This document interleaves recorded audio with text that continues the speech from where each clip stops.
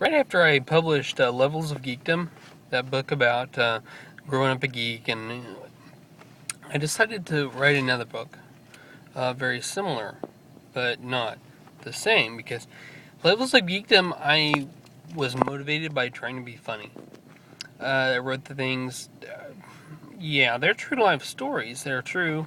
Most of the stories come from my life, but they're meant to be funny. And that's the motivation behind them. And when they stopped being funny, I kind of stopped writing. I mean, for the most part, I'll start rambling a little bit, of course, but I stopped writing. So I started writing another book. Same idea about how there are different graduations, different levels of being a geek, and about stereotypes in general. But I decided to write it more serious, and that's where Embracing Uniqueness comes in. And you might have seen the cover if you go to my Facebook page. I've got the cover because I put the cart before the horse, and I made the cover before I finished the book, that sort of thing. Well, to to get my daughters involved, because they are very important to me, I was going to make special editions of the books, and I started putting together covers. One with the two younger girls, that kind of comic booky looking, and one with the older daughter. I took a picture of her and made a cover, and then I started thinking, they don't really need to be different editions, just different covers. So I'm gonna have they're variant covers, almost like a comic book, but not variant covers, because the idea is gonna be the same along the rest of the board. There's no reason to reinvent the wheel. I mean, really, I want them to be involved.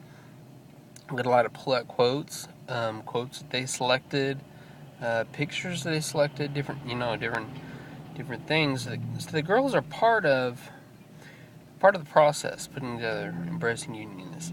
The book Embracing Uniqueness is about debunking stereotypes, and by which I mean I started out with just geek stereotype, the nerd stereotype, the loser, the things like that, but it's gone further than that, and